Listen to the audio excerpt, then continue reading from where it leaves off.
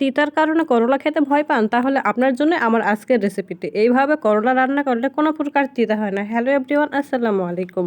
আজকে আমি রান্না করব তেলাপিয়া মাছ দিয়ে করলার ঝোল রেসিপি।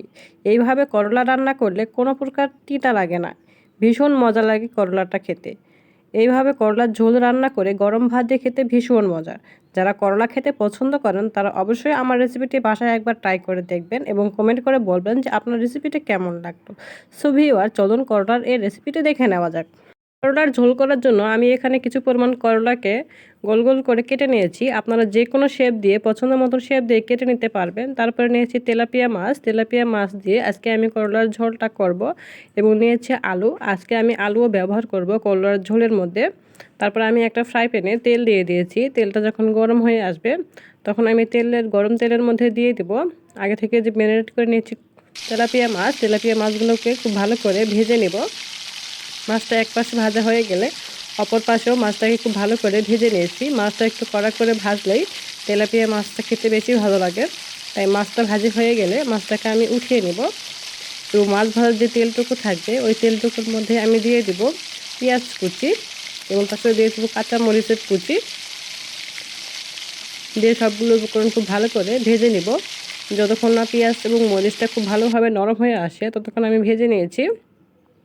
পেঁয়াজ মরিচটা নরম হয়ে আসলে তখন আমি দিয়ে দিব আদা বাটা এবং তার সাথে দিয়ে দিব রসুন বাটা এবং দিয়ে দিব জিরার গুঁড়া, 1 চামচ পরিমাণের লবণ এবং দিয়ে দেব 1/2 চামচ পরিমাণের হলুদ এবং খুবই সামান্য পরিমাণের গুঁড়া মরিচ দিয়ে সবগুলো উপকরণ খুব ভালোভাবে মিশিয়ে নিব।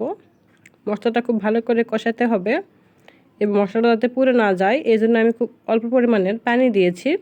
পানি দিয়ে খুব ভালোভাবে মশলাটাকে কষিয়ে রান্না করে নিয়েছি। মশলা থেকে যখন তেলটা উপরে উঠে আসবে তখন আমি দিয়ে দিব আলুগুলোকে খুব ভালোভাবে কষানো মশলার মধ্যে খুব ভালোভাবে মিশিয়ে 2-3 মিনিটের মতো রান্না করে নিয়েছি। 2-3 মিনিট পর রান্না করে নেওয়ার পরে আমি আগে থেকে যে কেটে নিয়েছিলাম করলা, এই করলাগুলোকে আমি তরকারিতে দেওয়ার আগে ধুয়ে নেব।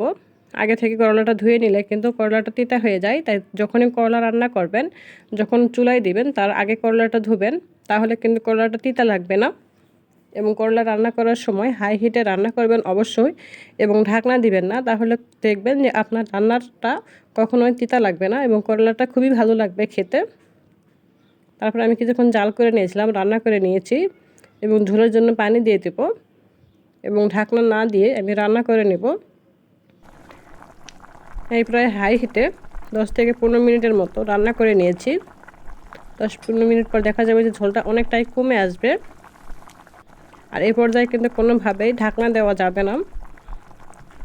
10-15 মিনিট পরে আমি রান্না করে নেওয়ার পরে দিয়ে দিব তেলাপিয়া মাছ ভেজে রাখা। সে মাছগুলোকে দিয়ে খুব ভালোভাবে ডুবিয়ে দিয়েছি। মাছগুলোকে দেওয়ার পরে আমি আবারও প্রায় 5 মিনিটের মতো রান্না করে নিব। হাই হিটে রান্না করে নিলে কিন্তু ভালো লাগবে।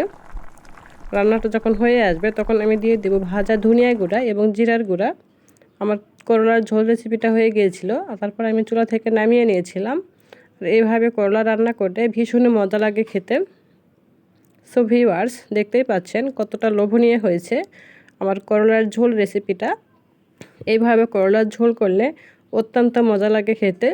যারা কখনো এইভাবে করলার ঝোল করে খাননি তারা অবশ্যই আমার রেসিপিটি বাসায় একবার ট্রাই করে দেখবেন কতটা মজা লাগে খেতে এইভাবে করলার ঝোল। আর আমার রেসিপিটি যদি ভালো লেগে থাকে তাহলে অবশ্যই আমার চ্যানেলটাকে সাবস্ক্রাইব করবেন এবং পাশে থাকা বেল আইকনটি বাজিয়ে দিবেন। Thank you watching my video.